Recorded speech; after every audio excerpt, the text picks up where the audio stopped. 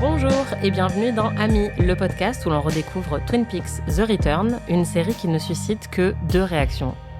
Wow. Et la deuxième... Attends, hein? Ah, il est là maintenant, lui. Mais c'est le même? Je comprends rien. C'est dur à comprendre. J'ai l'impression d'être en maths, en 4e. Oui, les maths de 4e, c'était très très dur, visiblement. Moi aussi, ouais. Je confirme. Salut, moi c'est Marie et mon royaume pour Kyle MacLachlan. Et moi c'est Anaïs et je vous souhaite à tous et à toutes d'être aussi heureux que Candy quand elle offre des cadeaux à quelqu'un qu'elle ne connaît pas.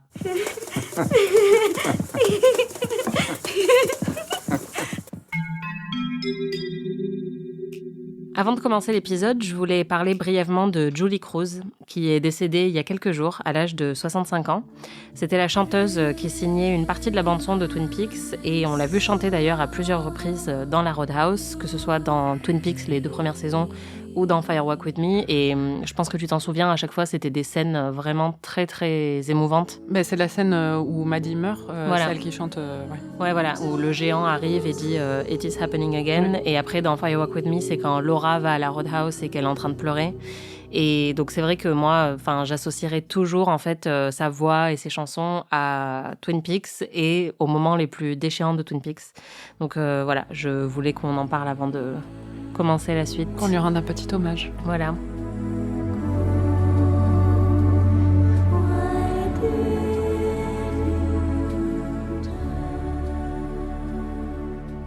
Cette semaine, on a regardé les épisodes 13 et 14 de Twin Peaks The Return avec des intrigues assez éclatées. Pas éclatées au sol, mais éclatées juste... Éclatées au sol aussi. Non. Qu'est-ce que tu as pensé de ces 2 épisodes ? Bah écoute, je les ai bien aimés. C'est marrant parce qu'on les a vus une première fois ensemble et après je les ai revus toutes seules. Et quand on les a vus ensemble, je me suis endormie pendant le 2e. Mais c'était principalement dû à un état de fatigue extrême. Et en fait, quand je les ai revus hier soir, j'ai vraiment pris beaucoup de plaisir. Donc c'est des bons épisodes. Très bien. Avant de plonger dans ces 2 épisodes, Marie, on va écouter les prédictions de la semaine dernière. Précédemment dans Annie. David Bowie va venir. Ça se trouve, il va jamais venir. C'est la running joke, tu sais, à chaque fois. Mais je pense que tu m'aurais dit s'il apparaissait pas. Donc je pense qu'on va avoir du David Bowie d'une façon ou d'une autre. Ensuite, qu'est-ce qui va se passer ? Je pense qu'on va en savoir plus sur où est Audrey, qu'est-ce qui se passe avec Audrey. Je pense qu'on va voir la petite rando de Bobby, Hawk et Truman vers donc Jack Palace. Je pense que Albert et Gordon vont se rapprocher de Las Vegas, voire y aller. C'est ce que je prédis. Bah écoute, David Bowie est apparu, mais c'était un David Bowie vintage, un David Bowie des années 90. Voilà, donc c'était j'espère des toujours de Fire Walk With Me. Voilà, j'espère toujours un David Bowie plus récent. Écoute, on va voir. En 30 secondes, est-ce que tu peux me dire ce qui s'est passé dans ces épisodes 13 et 14 ? Bad Coupe fait un combat de bras de fer avec un gros monsieur très fort et il gagne évidemment, et honnêtement j'ai jamais été pour Bad Coupe, mais dans cette scène j'étais pour Bad Coupe. Et Richard se rapproche de Bad Coupe, donc à mon avis il va y avoir des choses un petit peu intéressantes à ce niveau-là. On apprend aussi que Diane et Jenny sont apparemment demi-sœurs. Je ne sais pas si c'est vrai, mais ça interroge en tout cas. Bobby et tout le bureau du shérif en fait va faire une rando.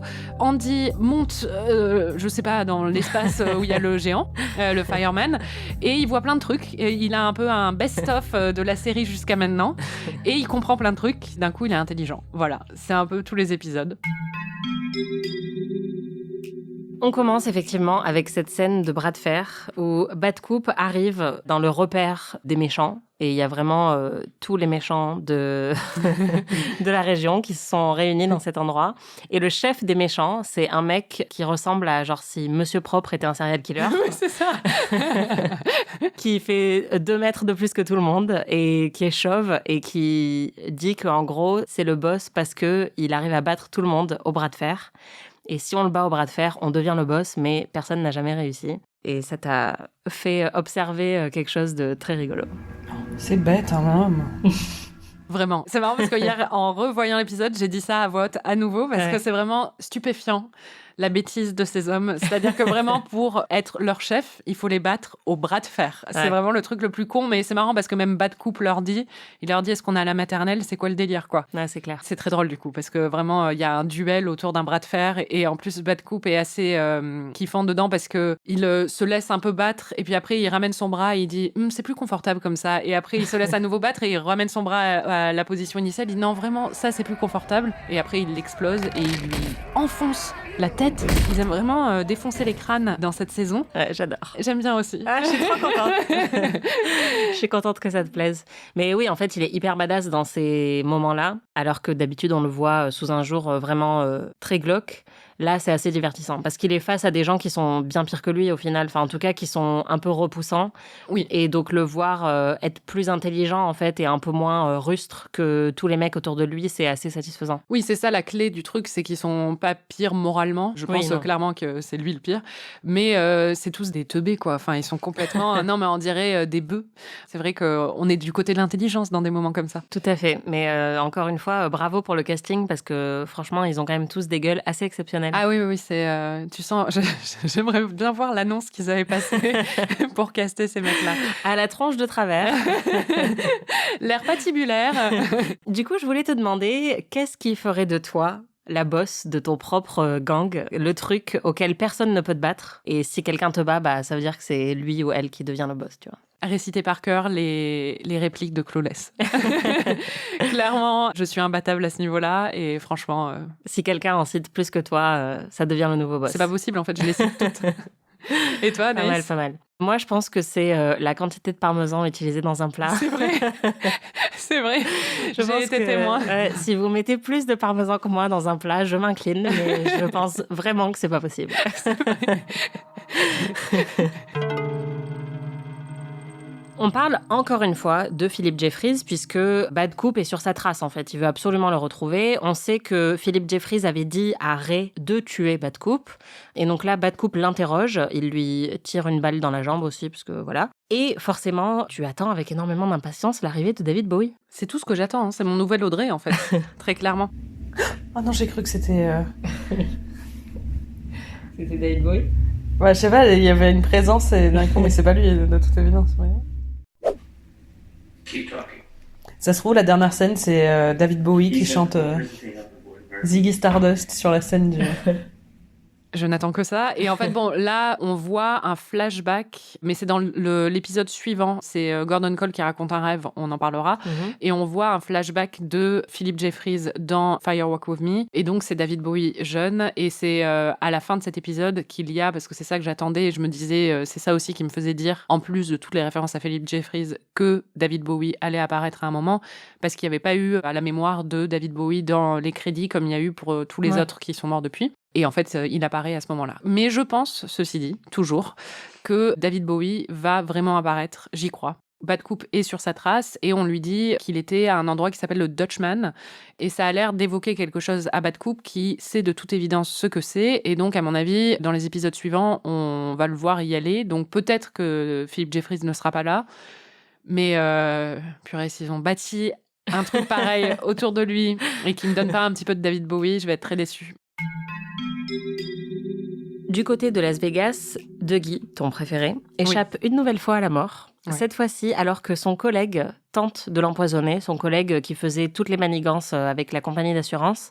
Et là, il verse du poison dans son café. Il commence à tellement culpabiliser parce que Dougie est juste trop sympathique. Et là, il commence à pleurer, le collègue, et il dit « Non, je peux pas faire ça, je suis désolé, j'ai jamais voulu te faire de mal. » Et c'est génial. Ouais, c'est génial. Et c'est marrant, je me suis demandé, parce qu'en fait, Dougie commence à lui caresser les épaules parce qu'il voit qu'il a des pellicules sur les épaules et qu'il se demande ce que c'est. Et je me suis dit, mais qu'est-ce que ça lui évoque? Parce que parfois, ça lui évoque des choses. Est-ce que c'est le laxatif pour bébé? Parce que j'essaie toujours de trouver des trucs avec... Mais je pense pas que ce soit ça. Est-ce qu'il y a une poudre blanche dans le... Là, moi, je pensais que c'était genre les paillettes un peu qui sortaient de la tête du géant. Tu vois. Mais oui, bon, en tout cas, ça marche. Mais ça, c'est un très bon running gag qui fonctionne en plus bien dans l'intrigue. C'est qu'à chaque fois, on a peur. Enfin, maintenant, j'ai plus trop peur pour lui, du coup, à mon avis, il va bientôt mourir. C'est réjouissant et en même temps aussi, ça apporte vraiment une touche de positivité qui est bienvenue dans l'univers de The Return parce que ça peut être très, très sombre. Par exemple, le moment où l'enfant avait un moment d'innocence et qu'après, il est tué et écrasé par une voiture, c'est des moments vraiment très durs. Et en fait, tu te dis parfois que c'est un univers où le mal ronge de plus en plus, mais à travers Dougie, tu vois quand même l'aspect plus positif de l'humanité où en général, il arrive par son innocence totale à désamorcer toutes les menaces contre lui et à rendre les méchants gentils et vulnérables. Donc il y a un côté assez réconfortant dans ces scènes que j'aime beaucoup. Et puis il me fait rire parce que il y a toute la blague autour du fait que Dougie ne fait que répéter en fait les derniers trucs que la personne en face de lui dit. Sauf que l'autre, quand il est en train de se confesser, Dougie répète des mots qui ont l'air menaçants en fait. Où il lui dit There's your coffee. Your coffee. Oh God! So sorry, I never meant to hurt anyone. Ça fonctionne très bien. Ouais. Non, et puis, comme tu le dis, c'est un peu le bien qui gagne contre le mal à chaque fois.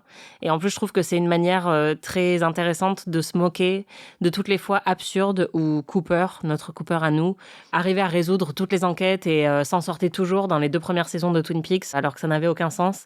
Et là, c'est un peu pareil, sauf que c'est plus vraiment Cooper, mais il arrive quand même à s'en sortir quoi qu'il arrive. Il a un super pouvoir. C'est pour ça que j'ai dit mon royaume pour Kyle MacLachlan, parce que aussi bien dans les scènes de Bad Cop que dans ces scènes-là, il est incroyable. Quoi. Mais vraiment stupéfiant, de justesse, il est superbe. Je suis bien d'accord. Et dans le flashback de Firewalk With Me, j'étais là, waouh, il était vraiment beau. Hein.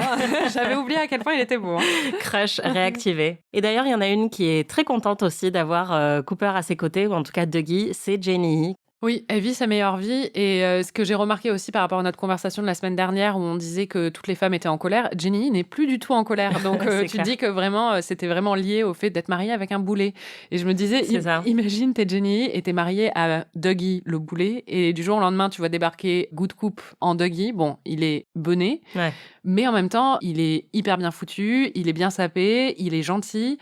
Il lui ramène des voitures décapotables. Il la comble sexuellement. Exactement. Le jackpot, vraiment. Ouais, non, c'est clair. Et on a effectivement ce moment où les frères Mitchum font livrer une aire de jeu, en fait, à Sonny Jim. Et ils jouent après le soir dans le jardin. Et ils n'ont pas lésiné. Hein. C'est non, il y a même un projecteur et t'as Tchaïkovski qui passe en arrière-plan. C'est magnifique. D'ailleurs, c'est une très, très jolie scène. Et en parlant de Janie, il y a un gros plot twist. Qui est que Dougie, c'est le beauf de Diane. C'est quand même assez fou. Ouais. Puisque donc Diane découvre la bague dont tu avais parlé, effectivement, qui avait été retrouvée dans le corps du Major Briggs, qui est signée Janie. Et elle dit « My sister's name is Jane, my half-sister. She's married to a man named Douglas Jones. But everybody calls him Dougie. Her nickname's Janie E. » Ma sœur s'appelle Jenny et elle est mariée à un Dougie. Sa demi-sœur, ouais. Ah, sa demi-sœur. Et elle la déteste.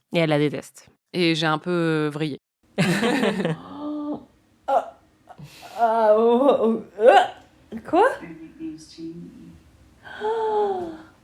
Where do they live? Last I heard, Las Vegas. Mais c'est elle qui a organisé ce truc alors. Non, c'est bon, vas-y. Ouais, vas-y, c'est bon.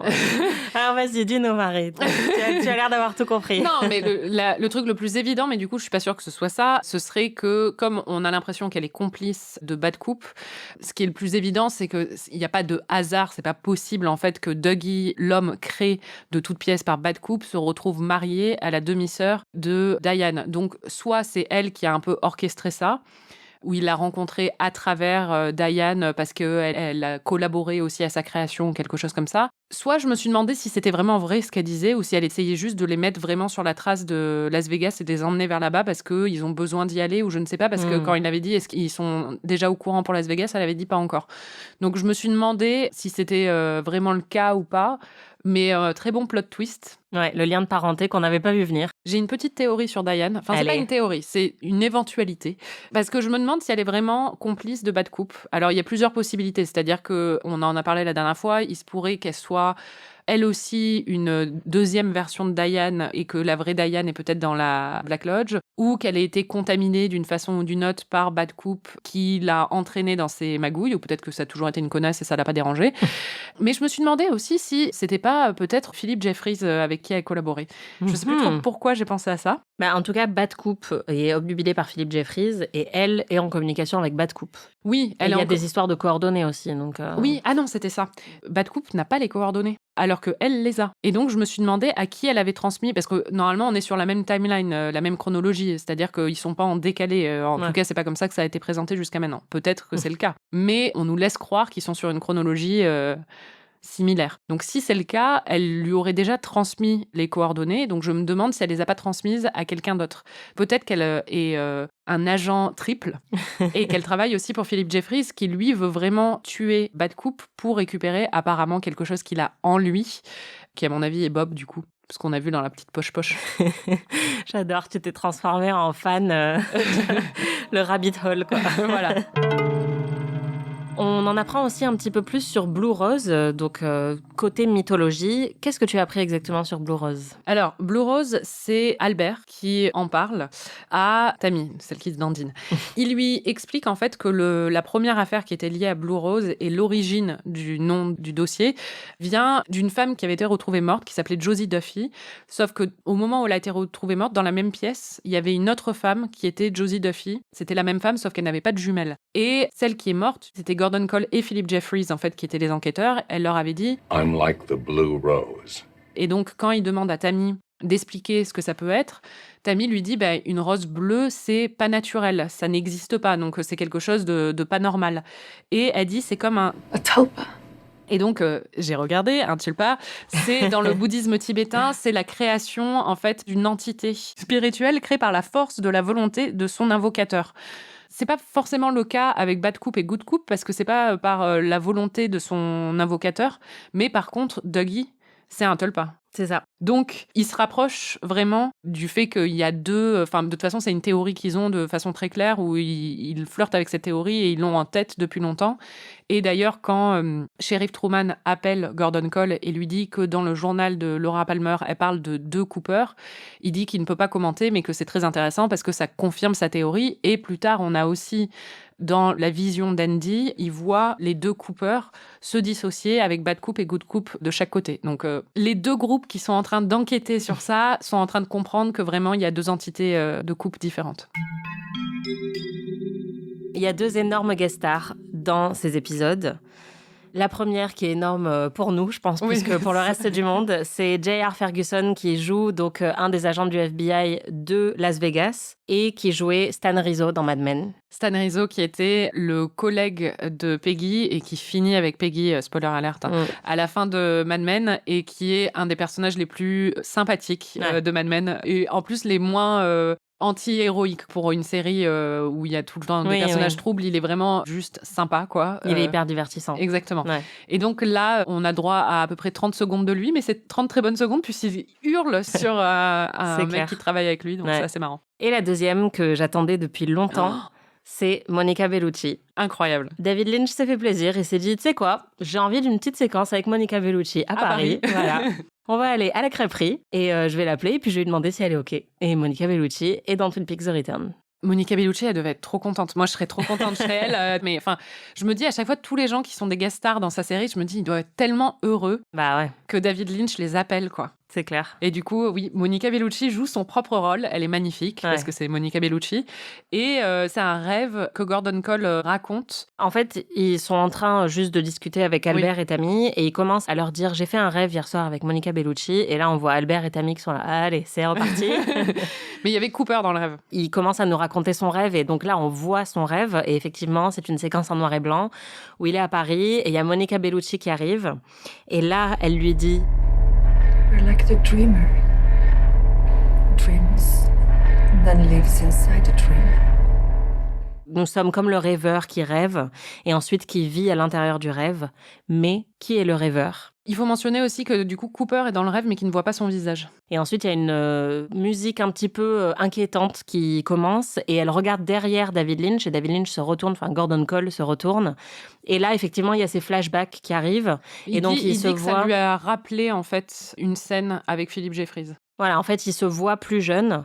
Et donc, on voit la séquence que nous, on a vue dans Fire Walk With Me, où il y a Philip Jeffries qui arrive dans les bureaux du FBI, il y a Cooper qui le suit. Et Philip Jeffries pointe Cooper du doigt et dit Who do you think that is there? « Qui est-ce que vous pensez que c'est ici ?» Et donc, évidemment, là, on commence à se dire « Ouh là là !» Il y avait un signe déjà de ce qu'on allait voir dans Twin Peaks The Return. Et oui, effectivement, ce qui est intéressant, c'est que Albert dit juste après « Ah oui, moi aussi, je commence à me souvenir. » Et on dirait que c'est comme si leur mémoire de cet événement avait été effacée et qu'elle avait été un petit peu redéclenchée, là, en l'évoquant à travers le rêve de Gordon Cole. Qu'est-ce que tu as compris de toute cette séquence ? Quand elle dit « Nous sommes comme le rêveur qui rêve et ensuite vit dans ce rêve », c'est Cooper. Parce que le premier rêve de Twin Peaks, c'est un rêve qui est fait par Cooper, où il rêve de la Black Lodge. Et il se réveille et il dit « Je sais qui a tué Laura Palmer ». Et c'est un rêve où... Waouh. Mais quoi? Non, mais c'est vrai. Et il rêve, en fait... Pour moi, c'était juste que David Lynch avait envie de tourner une scène avec Monica Bellucci. Oui, mais en même temps, je me dis, ça doit vouloir dire quelque chose. Bien sûr. Et donc, nous sommes comme le rêveur qui rêve et ensuite vit dans ce rêve. Cooper a rêvé de la Black Lodge et ensuite a vécu dans la Black Lodge. Elle est trop forte. Quand j'ai réfléchi à ce que ça pouvait vouloir dire, je me suis dit, c'est Cooper, parce que ça correspond exactement à ça. Et c'est le tout premier rêve, et c'est le rêve originel de Twin Peaks. Et en plus, c'est confirmé quand Jeffries, en tout cas c'est confirmé dans ma tête, quand Jeffries dit « Qui est-ce que vous pensez que c'est là ?» en pointant du doigt Cooper, parce que l'idée, c'est que le Cooper qui est là, ça pourrait être un autre Cooper. Oui, et le Cooper que Gordon Cole et Albert et Tammy et Diane ont vu n'est pas Cooper. Lequel ? Celui qu'ils ont vu en prison. Oui, bien sûr. Mais en fait, celui que Philip Jeffries pointait du doigt était Cooper, normalement, vu que chronologiquement, ça arrive avant. Mais peut-être que Philip Jeffries voyage dans le temps, je sais pas. Peut-être. Non, ou peut-être que Philip Jeffries savait des choses comme Major Briggs. Il avait une capacité un petit peu prophétique, Major Briggs. Ouais. Et peut-être que Philip Jeffries a la même chose parce qu'il a accès à des informations et qu'il savait qu'il y allait avoir deux Cooper, je sais pas. Oui, d'ailleurs, je voulais parler justement de Major Briggs parce qu'on a eu une petite conversation la semaine dernière en dehors des micros où je disais que c'était quand même assez impressionnant toutes les prédictions que tu fais qui sont quasiment toujours correctes, mais aussi que ça me rassure sur le fait que Twin Peaks est souvent perçu comme une série hyper cryptique, indéchiffrable, etc. Mais en fait, quand tu suis l'intrigue de manière linéaire et que tu prêtes attention à tous les détails comme on le fait pour ce podcast, tout s'enchaîne parfaitement bien et donc c'est normal que par exemple tu dises oui là ils ont dit qu'ils allaient à Jack Rabbit's Palace et donc je pense que dans l'épisode d'après il va y avoir Jack Rabbit's Palace quoi. Mais tu m'as dit qu'il y avait aussi des moments où certaines choses que j'avais choisi de dire ou de pas dire t'avais un peu mis sur la piste. Ou en tout cas, ont éveillé en moi une suspicion. Je pense spécifiquement à une fois, et on en a parlé, c'est pour ça que tu le mentionnes au sujet de Major Briggs. J'arrive pas à réfléchir à d'autres fois, mais ça a dû sûrement arriver. En fait, quand tu m'as demandé au début de la saison si j'avais une théorie sur l'identité du cadavre qui a été retrouvé à Buckhorn, j'y avais même pas pensé, en fait. Pour moi, c'était même pas une question qui se posait de savoir qui pouvait être ce cadavre. Ouais. Et en fait, une fois que tu m'as posé la question, je me suis dit, l'identité du cadavre est sûrement importante, sinon elle ne m'aurait pas posé cette question. Et du coup, après, dans ma tête, j'ai fait la liste de tous les candidats possibles et c'est arrivé naturellement sur Major Briggs. Mais je pense que si tu n'avais pas posé cette question... je pense que tu serais arrivé quand même à cette théorie à un moment ou un autre parce qu'on s'en rapproche. Quoi. À un moment où c'était beaucoup plus évident parce que j'y suis arrivée plus tôt parce que justement, t'avais éveillé mon attention sur l'identité du cadavre. Ouais, mais franchement, c'est hyper dur parce que en même temps, j'ai l'impression que si je dis rien... tu vois, je te laisse progresser toute seule, mais c'est moins marrant pour moi. Oui, bien sûr. Mais à chaque fois que je te dis quelque chose, j'ai l'impression que ça va te révéler trop d'indices sur la suite. Non, donc mais c'est en très vrai, compliqué. Je comprends que c'est compliqué, mais tu m'as vraiment pas révélé grand-chose à part le fait que... C'était toi toute seule qui était trop forte. Non, à part que Cooper et Audrey vont jamais se voir dans cette saison. Et ce genre de petits trucs, du coup, quand tu me poses une question comme ça éveille un peu. Ouais. On passe pas mal de temps à Twin Peaks dans ces épisodes et on revoit pour la première fois Big Ed, l'amant un peu raté de Norma. C'est le cas de le dire, ouais. que tu as plus ou moins reconnu. Mais c'est machin, hein. What's his name again? Oh Mec, tu sais pas qui est Ed? Alors, entre ces deux moments, 5 minutes se sont écoulées et après, apparemment, j'étais indignée à l'idée qu'on ne puisse pas le reconnaître alors que moi-même, je ne l'avais pas reconnu. Vous voyez les multiples personnalités de Marie à l'œuvre. Non, mais parce que bon, il faut resituer. En fait, la personne qui ne reconnaît pas Ed ou qui dit c'est qui celui-là déjà, c'est le nouveau copain de Norma qui est aussi son associé en affaires. Et du coup, j'étais là, mec, c'est l'amour de la vie de Norma. Tu devrais quand même savoir qui c'est. C'est clair, surtout qu'on a Bobby juste avant qui leur dit je peux vous laisser tous les deux si vous voulez. Enfin, on sait que c'est de notoriété publique en fait qu'il y a eu quelque chose et qu'il y a peut-être encore toujours quelque chose entre Ed et Norma. Donc le fait que son nouveau mec ne se souvienne même pas de son nom, c'est quand même un petit peu abusé. Du coup, j'arrivais pas trop à savoir si tu aimais bien Ed ou pas. Ouais. Non, mais bon, déjà, il a une coupe de cheveux horrible. Alors ça me le rend pas très sympathique, mais j'ai rien contre lui. Parce qu'à la fin de l'épisode 13, on change un petit peu de structure, on ne termine pas sur un concert à la Roadhouse, mais juste après, on voit Ed tout seul qui mange sa soupe dans sa station-service. C'est hyper triste, c'est une scène qui est silencieuse, qui est vraiment très déprimante. Ça m'a rappelé, moi, mes premiers soirs à la fac américaine où j'avais pas d'amis et je mangeais les espèces de soupes toutes préparées que j'achetais sur le campus. Les soupes de nouilles. C'était horrible. Ce moment-là ne t'a pas vraiment affecté? Il est triste. Ça fait 40 ans qu'il est triste, lui. Non, mais c'est vrai. Jusqu'au bout, tu n'auras aucune empathie pour... Non, mais qu'il passe à autre chose, quoi, tu vois. Enfin, qu'il aille sur Tinder ou je sais pas ce qu'il faut qu'il fasse, mais qu'il trouve une autre cible, quoi. J'avais oublié que j'avais dit ça. Je suis très méchante. C'est tellement cruel avec pauvre Ed. Ouais, mais non, c'est bon. C'est chiant, les personnages. C'est un Calimero, quoi. Ça va. Mais la scène est très jolie, ceci dit. Et le nouveau mec de Norma, il faut dire, est pas hyper sympathique, puisqu'on comprend que effectivement c'est son associé et elle a ouvert en fait plein de franchises du double R.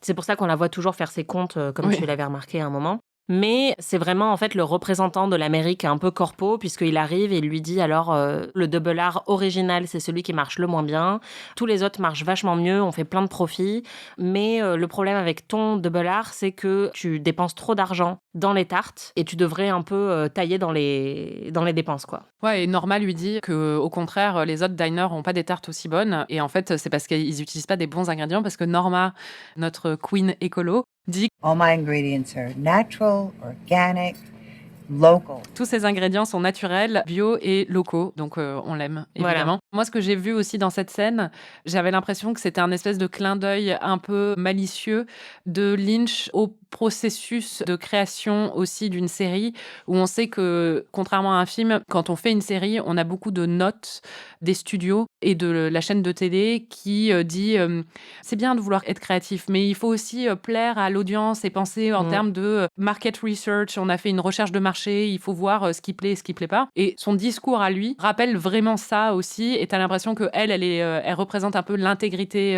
de la créatrice qui veut bien faire les choses, qui utilise des bons ingrédients, qui veut prendre le temps, et lui essaie de monétiser ça. Privilégie l'efficacité plutôt que la qualité. Voilà, David Lynch, de toute évidence, avait eu des frustrations avec ABC pendant la création du premier Twin Peaks, donc ça m'étonnerait pas que ce soit un peu un clin d'œil à ça de façon un petit peu malicieuse. Après, c'est aussi quelque chose qu'on retrouve dans la filmographie de Lynch, en fait, puisque c'est un réalisateur expérimental et il a eu de très mauvaises expériences, notamment sur Dune, qui était un film de studio, où ça s'est très mal passé pour lui et le film a été hyper mal reçu. Et effectivement, quand il a eu des projections test, c'est quelque chose qui est contre nature pour un créateur de devoir plaire au plus grand nombre. Et surtout, lui, tu l'as vu, tout ce qu'il fait est assez clivant. Et effectivement, il y a beaucoup d'autres de ces films déjà qui parlent d'Hollywood et des rapports avec les producteurs, etc. Et là, oui, je pense qu'il y a très clairement un petit commentaire sur la création de manière générale. Et pas que dans les séries, mais partout, quoi. Oui, oui. À Twin Peaks, on a aussi les aventures de Sarah Palmer, qui est toujours en train de déprimer devant sa télé, sauf que cette fois-ci, elle regarde un extrait de match de boxe qui dure peut-être 20 secondes en boucle. Oh, the right hand catches the big guy by the ear. And he finally goes down, hangs onto the rope. Papa Donovan asks him if he's okay. Looks like round number 1 and 2, the way Now it's a boxing match again. C'est horrible, c'est hyper stressant. Oui, c'est hypnotisant et stressant. Mais en même temps, je sais pas si elle déprime. Moi, j'ai l'impression qu'elle est juste genre... Bah, c'est marrant parce que je me souviens, on en avait parlé pendant Fire Walk With Me. Où je voulais pas trop en dire parce que t'avais pas encore vu The Return. Mais Grace Zabriskie, l'actrice, a dit que, selon elle, Sarah Palmer savait ou sentait qu'il se passait quelque chose entre Leland et Laura et qu'elle n'arrive pas à vivre avec la culpabilité. Et donc, c'est vrai que pour moi, toutes ces scènes sont assez violentes à voir parce qu'on imagine, après tout ce qu'elle a enduré, que c'est un peu le seul moyen qu'elle a de vivre, quoi. Oui, et d'ailleurs, la scène suivante avec elle, ça fait un peu réaction à ce qui lui est arrivé aussi, je pense. Ouais. On va en parler. Sarah Palmer arrive dans un bar de bord d'autoroute et il y a un routier qui a un t-shirt Truck You qui commence à venir la harceler et qui, encore une fois, on assiste à une agression sexiste en fait, puisqu'il la traite de lesbienne, de salope et en même temps il se rapproche d'elle, de son visage et en fait, elle, au début, elle lui dit « laissez-moi tranquille » et ensuite, il lui dit « est-ce que t'aimes bien bouffer des minous, je sais pas quoi » et elle lui dit « c'est moi qui vais te bouffer ». Yeah. Come to think of it, you look kind of like a bull-dyke lesbo.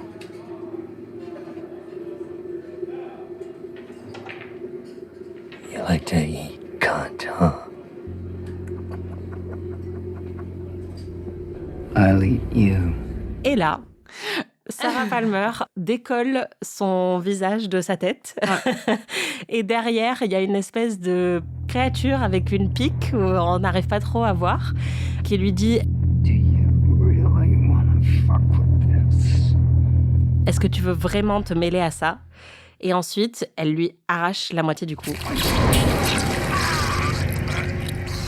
Dans une scène digne de True Blood. Et après, j'ai adoré parce qu'elle prétend, elle fait oh, mais qu'est-ce qui s'est passé? Et le barman arrive et lui dit est-ce que vous êtes lié à ça? Et elle le regarde, genre je t'emmerde, mec, quoi. Enfin, Ouais. va prouver ça. Elle lui dit c'est vraiment un mystère Oui, ce voilà, qui s'est c'est passé. Et ouais, non, mais en plus, l'actrice est vraiment géniale. Comme tous les passages de gore de Twin Peaks The Return, personnellement, je suis très cliente. Et surtout, c'est vrai que on voit beaucoup de femmes brutalisées et en souffrance dans Twin Peaks The Return et dans Twin Peaks, mais là, ça fait plaisir de la voir un petit peu reprendre. Oui, et puis c'est marrant, c'est complètement perché et inattendu. Moi, quand j'ai vu cette scène avec Sarah Palmer, j'ai pensé à la bestiole qui lui est rentrée dans la bouche. Et je me suis dit, est-ce qu'elle a toujours eu un élément surnaturel en elle depuis que ce truc lui est rentré dans le corps? Et du coup, c'est ce truc-là qui s'est réveillé et qui la protège, quoi. Oui, je me suis demandé la même chose. Enfin, la protège d'une façon... D'une façon tout à fait adéquate. Ouais. Oui, mais en tout cas, je pense pas que ce soit innocent, que ce soit la mère et la fille qui aient ce pouvoir et personne d'autre. On a vu personne se détacher le visage et révéler un truc derrière. Ouais. Je voulais faire un petit point musique aussi, puisque on a ton chanteur préféré qui fait un concert à la Roadhouse, et c'est évidemment James Early. Oh non. Just you. Non, c'est ça en plus. Oh, mon Dieu. Mais il a pas perdu sa voix, hein. Non. Mais est-ce qu'elle t'a perdu, toi? En fait, il est moins moche que quand il était jeune. Donc déjà, il est plus tolérable parce qu'il a plus la coiffure de merde qu'il avait à l'époque et il a moins une tête de con. Pendant que James chante Just You and I, il y a Vanessa de Gossip Girl. Désolée. Elle s'appelle Renee, je crois, dans Twin Peaks The Return. Mais bon, c'est Vanessa de Gossip Girl qui le regarde puisque c'est elle sur qui James a un crush. Et elle se met à pleurer vraiment beaucoup. Donc, je sais pas. Mais en même temps, moi, j'ai trouvé ça très beau parce qu'on en parlait pendant le visionnage. T'étais là, c'est ridicule. Et je disais, mais moi, je fais tout le temps ça, en fait. Enfin, je me mets à pleurer beaucoup pour rien en plein milieu d'un film ou d'une scène qui va... En fait, je vais partir dans mes pensées et penser à un autre truc et ça va vraiment m'émouvoir.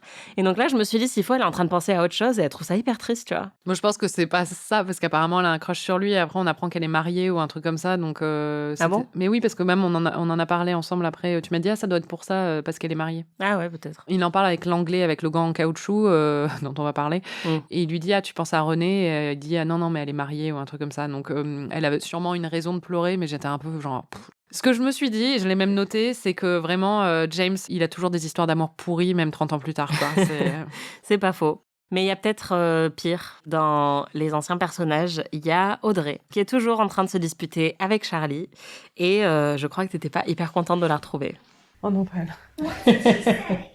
Le plot twist, après l'avoir attendue pendant des épisodes et des épisodes, maintenant tu veux plus d'elle. Ceci dit, là, elle est beaucoup plus sympathique que dans la scène précédente. La scène précédente, elle était agressive et en colère, et là, elle est en détresse, en fait. On sent qu'elle ne va pas bien.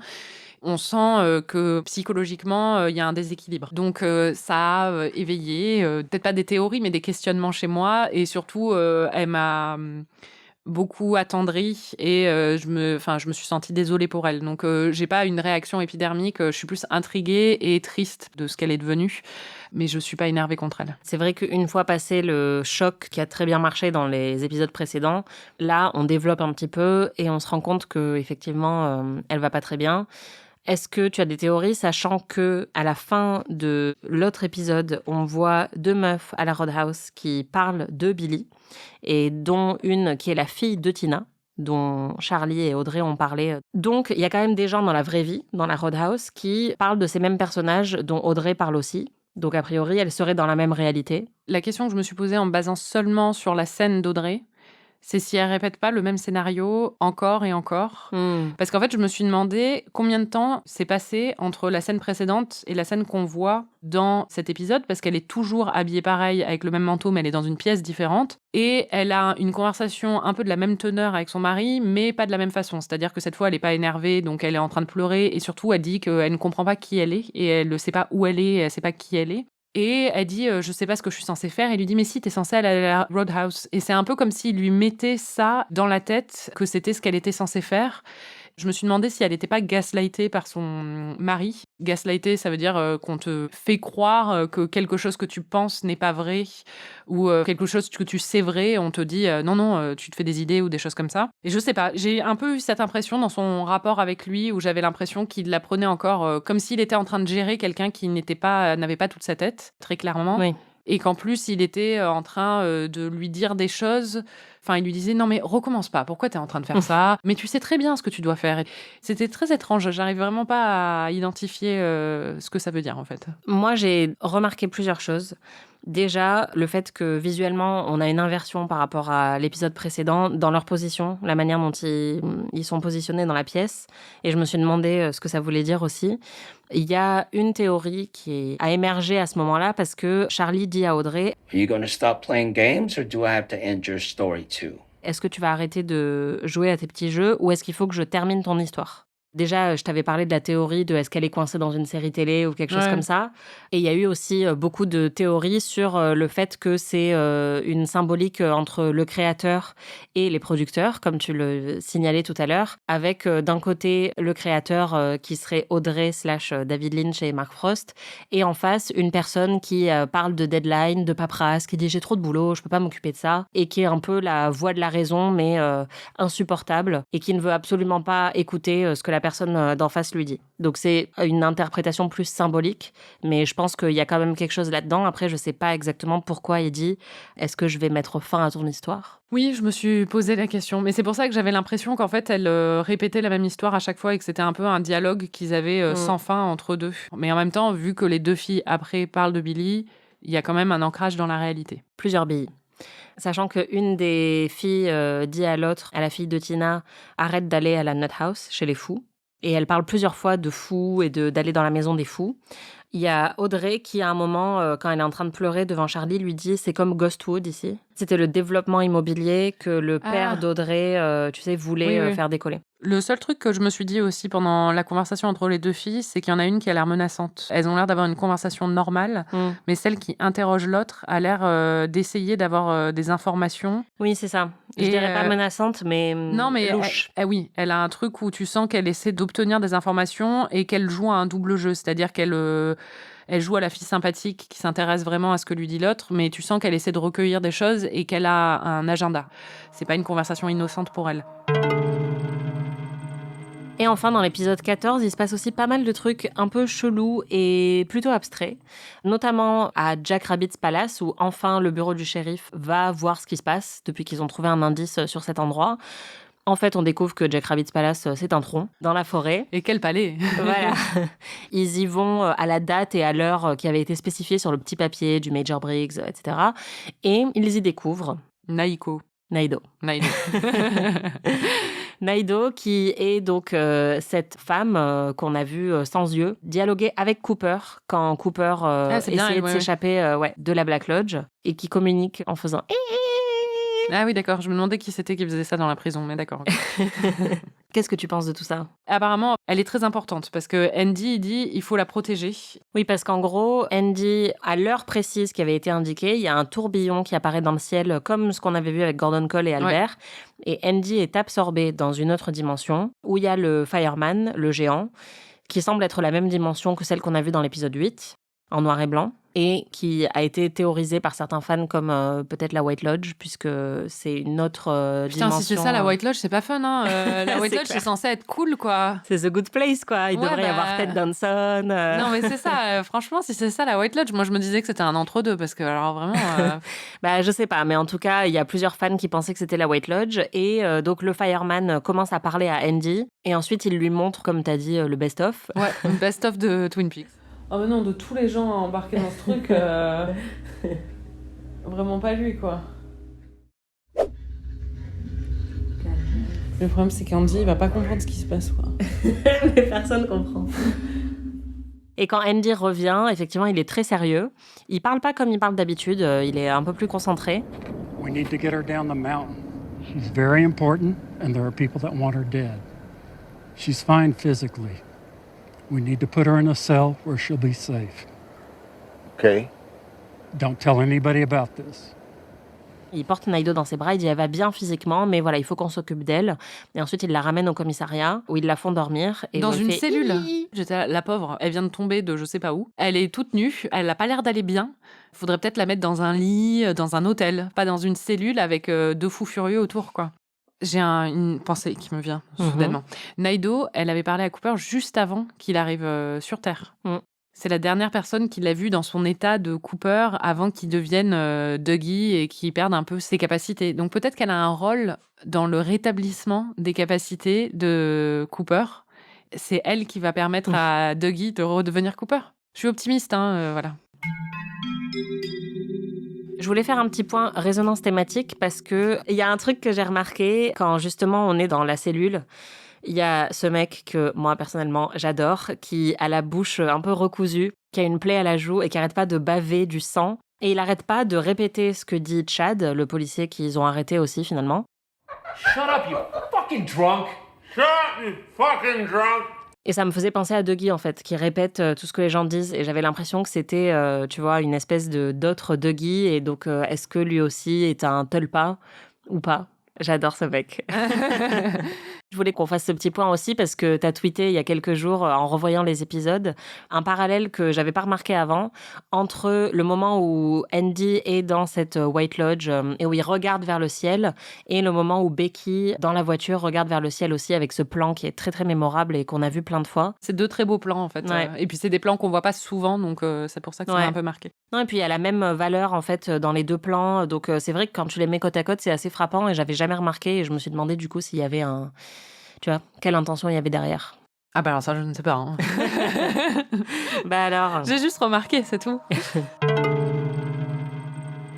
On va finir sur Freddy Sykes, notre ami anglais, avec un gant en caoutchouc vert. Il raconte en fait que lui aussi, en sautant sur des boîtes en carton, a atterri chez le géant et que le géant lui a dit plein de trucs en lui disant mais toi tu dois aller dans une quincaillerie, tu dois récupérer un gant en caoutchouc dans une boîte de gants en caoutchouc qui est ouverte, tu le mets et d'un coup en fait il a une super force dans sa main grâce à son gant en caoutchouc et le géant lui a aussi dit une fois que tu as fait ça, faut que tu ailles à Twin Peaks parce que c'est là que ta destinée va se réaliser. In that moment, I remember something else that bloke up in the sky told me. Once you've got the glove on, go to Twin Peaks, Washington, United States of America. And there, you will find your destiny. Qu'est-ce que tu penses de tout ça? Il y a des forces contraires qui sont en train de s'établir dans la série. Il y a 3 points. Il y a une armée. Ils sont en train de bâtir une armée contre le mal. On a toute l'action qui se déroule à Buckhorn et autour de Bad Coop, où on sent qu'il y a des acteurs mauvais qui se rassemblent, c'est-à-dire que Richard retrouve Bad Coop, ils ne sont pas encore parlé, mais tu sens que ça s'attire et tout ça. De l'autre côté, on sent, il y a les coordonnées de Twin Peaks qui ont été évoquées, donc peut-être que Twin Peaks va de nouveau, c'est quand même le nom de la série, donc ce serait naturel, que ça attire tout le monde à la fin, et que ce soit comme dans Twilight, avec les Volturi, non mais qu'au moins ce soit, non mais qu'il y ait une... Bataille finale. Pas une bataille finale, mais c'est quand même pour que certaines personnes avec des dons soient envoyées vers Twin Peaks pour réaliser leur destinée. Ça indique en tout cas qu'il y a quelque chose qui va se passer à ce niveau-là. Et c'est peut-être la bataille entre le bien et le mal dont le Major Briggs parlait dans la série originale. Mais peut-être aussi que ça va pas du tout être ça et qu'il nous bâtit ça pour un peu nous faire développer plein de théories et qu'après il va se foutre de notre gueule et partir en live ou dans un truc complètement absurde que je vais pas comprendre. Hein. Ce serait tellement bien une bataille comme avec les Volturi. J'ai plein de fun facts. Enfin, j'ai quelques fun facts. En fait, j'ai très peu de fun facts. Non, mais déjà, l'acteur qui joue Freddy, c'est Jake Wardle et c'est un jeune Britannique qui est devenu célèbre en 2010 pour une vidéo YouTube qui s'appelait The English Language in 24 Accents. Et en 2012, Lynch, après avoir vu la vidéo, a pris contact avec lui et lui a dit qu'il aimait beaucoup sa sincérité et il voulait absolument l'intégrer à un de ses projets et ils ont continué à skyper très régulièrement tous les deux. Il aimait beaucoup sa sincérité. Et ils skypaient tous les 2-3 mois. Et en 2014, Lynch lui a dit « Tu connais Twin Peaks ? On va faire une nouvelle saison et tu vas jouer un mec cockney qui s'appelle Freddy et qui a un gant vert magique. » Et du coup, Jake Wardle était hyper content. Il est venu sur le tournage et David Lynch lui a fait un énorme câlin. Il l'a invité à assister au tournage de l'épisode 8 et Jake Wardle était hyper émerveillé. C'est trop bien. Ouais. Et il dit, parce que lui, il faisait des vidéos YouTube, tout ça, mais il hésitait à se lancer dans sa carrière, ou en tout cas, il n'avait pas encore énormément d'assurance. Et il dit qu'un peu comme Freddy et le Fireman, David Lynch lui a montré sa destinée et qu'il lui doit tout. Oh. Sur le rêve de Lynch à Paris, ça se situe dans la crêperie Plougastel, qui est à Montparnasse. Et il faut savoir que David Lynch a passé beaucoup de temps dans un atelier à Montparnasse, où il faisait des lithographies. En fait, c'était un habitué de cette crêperie. Donc, c'est pour ça qu'il a tourné là-bas. Et pour finir sur les fun facts, la preuve que les gens sont fous.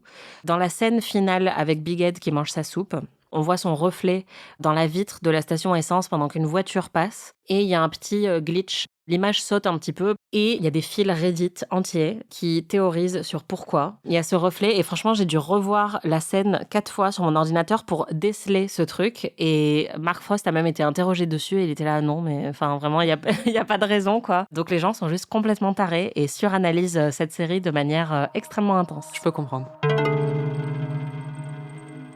Je voulais terminer sur la carrière artistique de Lynch, puisqu'il a d'abord été artiste avant d'être réalisateur. Très très jeune, il était intéressé par l'art, il voulait étudier la peinture à la fac. Et d'ailleurs, son mentor, qui était le père d'un ami de lycée, s'appelait Bushnell Killer, comme le boss de Dougie qui s'appelle Bushnell, et je pense que c'est pas un hasard. Bushnell, c'était un peintre qui avait une vie plutôt conventionnelle avant et qui a tout plaqué pour poursuivre sa vie d'artiste. Et donc Lynch était très impressionné par ça, et à l'époque, il était adolescent et personne autour de lui croyait au fait qu'il deviendrait artiste. Et c'est vraiment Bushnell qui l'a encouragé à poursuivre cette voie. Il lui a prêté son studio et ensuite il l'a envoyé finalement des années plus tard dans une école de cinéma. Donc il lui doit vraiment beaucoup. Il a fait donc des études d'art à Boston, mais il passait plus de temps à peindre chez lui qu'à aller en cours. Et donc en fait, il a fini par abandonner au bout de quelques semestres. Il a voyagé un petit peu, il s'est inscrit dans une autre fac d'art à Philadelphie. En faisant de la peinture, il a eu l'idée de faire de la peinture en mouvement. Et c'est comme ça qu'il a voulu faire son premier court-métrage qui s'appelle Six Men Getting Sick 6 Times, qui est vraiment génial. Je te le montrerai si tu veux. Donc 6 hommes tombant malades 6 fois. Et c'est des petits bonhommes qui vomissent. C'est génial. Et donc, il a re-abandonné cette deuxième fac et il a écrit une lettre à l'administration. Il leur a dit « Je ne reviendrai pas à l'automne, sauf de temps en temps pour boire un Coca-Cola. Je n'ai tout simplement pas assez d'argent en ce moment et mon docteur dit que je suis allergique à la peinture à l'huile. J'ai développé un ulcère et j'ai des vers, en plus de mes spasmes intestinaux. Je n'ai donc pas l'énergie pour continuer mes études dans votre établissement. PS, je vais sérieusement me mettre à faire des films à la place. » C'est un peu comme ça que sa carrière de cinéaste a commencé et après son mentor Bushnell lui a fait passer une bourse pour aller dans une école de cinéma. Mais ça l'a pas empêché de continuer à développer sa carrière d'artiste à côté puisqu'il est musicien, il fait de la peinture, il fait de la photographie, de la lithographie. Il s'intéresse aussi à l'architecture et au design d'intérieur et tu as déjà observé à plusieurs reprises que... Très bien décoré. Voilà, il a un sens artistique puisqu'il est très impliqué, même s'il a des décorateurs, etc. sur le plateau, il est très impliqué dans le look entier de toutes ses œuvres. Il construit des meubles. Il a créé son site web au début des années 2000, donc il était vraiment précurseur par rapport à ça et il est très intéressé par les nouvelles technologies. Il fait la météo tous les jours sur sa chaîne YouTube, comme tu as pu le voir. Good morning. It's June 13, 2022, and it's a Monday. Here in LA, a cloudy morning, very still right now, 64 degrees Fahrenheit, around 18 Celsius. Et il a aussi créé un festival qui s'appelle le Festival of Disruption, qui se tient tous les ans, 2 fois par an à New York et à Los Angeles, et dans lequel il invite tous ses artistes préférés. Donc il y a des concerts, il y a des projections, il y a des installations artistiques. Donc voilà, il est vraiment très impliqué dans la vie culturelle et artistique globale, et pas juste en tant que cinéaste. Quel homme. Qui est ton MVP cette semaine, Marie ? Mon MVP, c'est Sarah Cooper. Sarah Palmer. Palmer. On va la refaire. Mais c'est mon MVP quand même. Sarah Palmer. Très bien. Et toi, Anaïs ? Alors moi, j'en ai plusieurs. J'ai une meuf que l'on ne voit pas, mais qui est au commissariat des frères Fusco et qui Oui. apparemment pisse partout et qui hurle et qui insulte les policiers.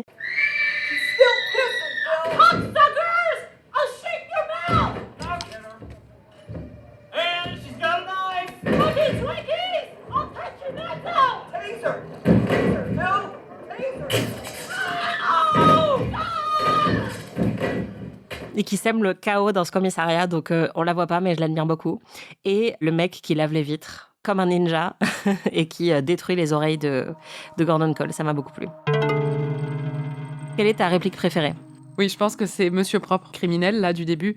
Monsieur Propre lui demande qui c'est ce mec en parlant de Bad Coupe, et Ray dit c'est celui que je viens de tuer. Et il lui répond You didn't kill him too good, Ray. tu l'as pas tué assez bien.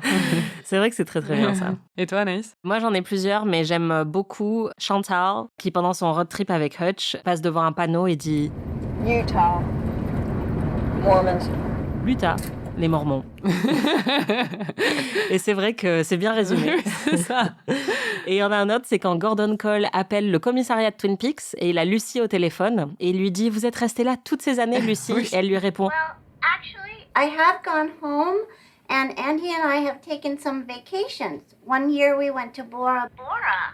« Non, en fait, parfois le soir, je rentre chez moi et j'ai pris des vacances une fois avec Andy, on est parti à Bora Bora. » Voilà. Et après, il y a un silence de genre 40 secondes. C'est ça. Là, il nous reste 4 épisodes, Marie. Qu'est-ce que tu prédis pour les 2 prochains épisodes ? Bon, là, je pense vraiment qu'ils vont aller à Las Vegas parce que ça y est, ils s'en rapprochent beaucoup. Je pense qu'on va découvrir où est Audrey et qui est ce Billy et qu'est-ce qui se passe avec elle. Et je pense que Richard et Bad Coupe vont former une alliance et vont devenir un peu un espèce de duo d'horreur.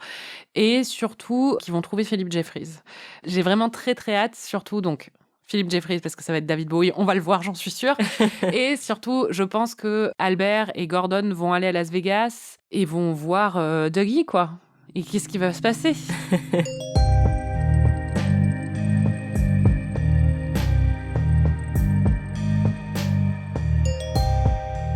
Merci de nous avoir écoutés. Merci Marie. Merci Anaïs. Vous pouvez retrouver tous les épisodes d'Amis sur slate.fr ou votre plateforme de podcast préférée. Notre prochain épisode couvrira les épisodes 15 et 16 de Twin Peaks The Return, donc les avant-derniers épisodes. Notre prochain épisode est l'avant-dernier épisode d'Amis sur Twin Peaks. Exactement. Si vous découvrez Twin Peaks ou Twin Peaks The Return en même temps que nous, n'hésitez pas à partager vos impressions sur les réseaux sociaux. Si vous avez aimé cet épisode d'Amis, on aimerait beaucoup que vous nous laissiez 5 étoiles et un petit commentaire. Et bien sûr, n'oubliez pas de nous hyper auprès de tous vos amis, vraiment tous vos amis. On se retrouve très vite et en attendant, on vous laisse avec la chanteuse Lissy, que le monsieur de la Roadhouse a l'air d'aimer autant que moi. Ladies and gentlemen, the Roadhouse is proud to welcome Lissy!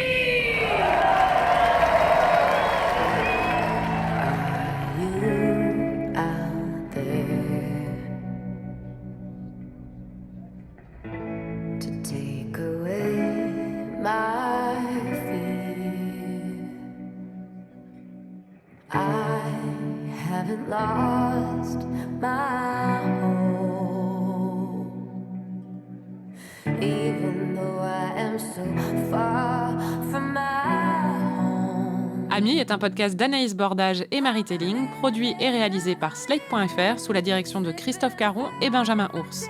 Production éditoriale, réalisation et montage Aurélie Rodriguez, musique Victor Benamou.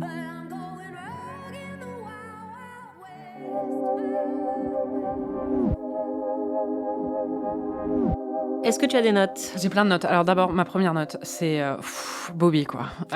Non, mais vraiment, Bobby, surtout quand il n'a pas son uniforme de shérif, là, ou d'adjoint du shérif. Aïe, aïe, aïe, aïe, aïe, aïe. C'est vraiment un dieu. J'ai noté dans mes notes, je veux le 06 de Bobby. Bobby, quel homme, Bobby magnifique, c'était Bobby partout. Mais ceci dit aussi, Albert, son petit moment un peu de prof avec Tammy, ça m'a plu. So hot, j'aimerais tellement avoir un prof comme lui. Voilà, je comprends. Ce qui est vrai. Il y a de plus en plus de ballons rouges. Moi, je pense que plus on approche de la fin, plus il y a des ballons rouges. Peut-être qu'à la fin, il va rassembler tous les ballons rouges et il va s'envoler. Ce serait trop bien. Mary Poppins. Ouais, ou Up, tu sais, c'est Ouais. le début. Ensuite, Mon Royaume pour Cal MacLachlan, 3 cœurs. Trop hâte de pouvoir le suivre sur Insta. J'ai trop hâte de pouvoir suivre Cal MacLachlan sur Insta parce que je peux pas à l'heure actuelle. J'ai trop peur qu'il me spoil. Mais je suis sûre que ça va être un bonheur de le suivre. Ah, mais oui, tu vas découvrir tout un univers. Dougie qui se prend une porte en verre. C'est génial. Moment, mais magique. Ouais. C'est vraiment génial. Et j'étais là, il est encore plus con qu'un enfant, parce qu'un enfant, ça apprend au fur et à mesure. Il a toujours pas compris certaines choses. C'est clair. Docteur Jacobi et Nadine, petite romance qui commence. Ouais. Ils se sont bien trouvés, ceci. Il y a anguille sous roche. Ouais. Et d'ailleurs, je me suis demandé si du coup Nadine était toujours avec Ed ou s'il est vraiment tout seul. Il devrait mettre Sarah Palmer sur les paquets de cigarettes. Ce serait ça, vraiment, le truc qui m'arrêterait de fumer. Me ferait arrêter de fumer. Diane est assortie au fauteuil dans la scène où en fait elle découvre où elle dit que Jenny est sa demi-sœur. Elle a exactement le même verre que le fauteuil sur lequel elle est assise et je pense que David Lynch ne laisse rien au hasard, aussi bien dans le décor que dans les habits, donc je pense pas que ce soit innocent, mais j'arrive pas vraiment à définir pourquoi. Bah, je l'ai remarqué aussi, et ce que je trouve intéressant, c'est que dans la plupart des scènes, elle jure avec son environnement, en fait, parce qu'elle a des imprimés léopards, des pantalons rouges pétards, enfin, elle a quand même, ou même dans le bar, quand Albert la découvre pour la première fois, on voit que sa perruque. Elle est toujours en contraste très évident avec son environnement, et là, du coup, j'ai remarqué aussi, parce que c'est vrai que là, c'est l'inverse, elle se fond dans l'environnement dans lequel elle est. Le bruit de l'hôtel est là. James l'entend alors qu'il va vérifier la chaudière de l'hôtel et il entend et ça provient d'une pièce qui est au sous-sol. Donc il y a peut-être quelque chose de surnaturel qui vient de là. Et je me suis demandé si c'était pas là où était Audrey. Je sais pas. Not house. Ah oui, j'avais noté qu'elle disait not house, mais pardon. Ah, et elle fait que répéter la fille. Mon oncle était là aussi. Et j'étais là, c'est qui son oncle? Ce qui est intéressant aussi, c'est qu'elle a l'air de plus se souvenir. Et ça rappelle Gordon Cole et Albert qui ne se souviennent plus de leur rencontre avec Philip Jeffries au bureau du FBI il y a plusieurs années, où elle est confuse parce qu'elle se souvient plus si son oncle était là, alors que c'est un événement qui s'est produit récemment. Intéressant. Bah, moi, je voulais finir sur quelque chose d'assez simple, je pense. Fuck, marry, kill. Good coupe, bad coupe, Dougie. C'est hyper simple. Fuck Dougie, kill bad coupe et marry good coupe. Ça, il n'y a pas de problème. Je suis d'accord. Ouais.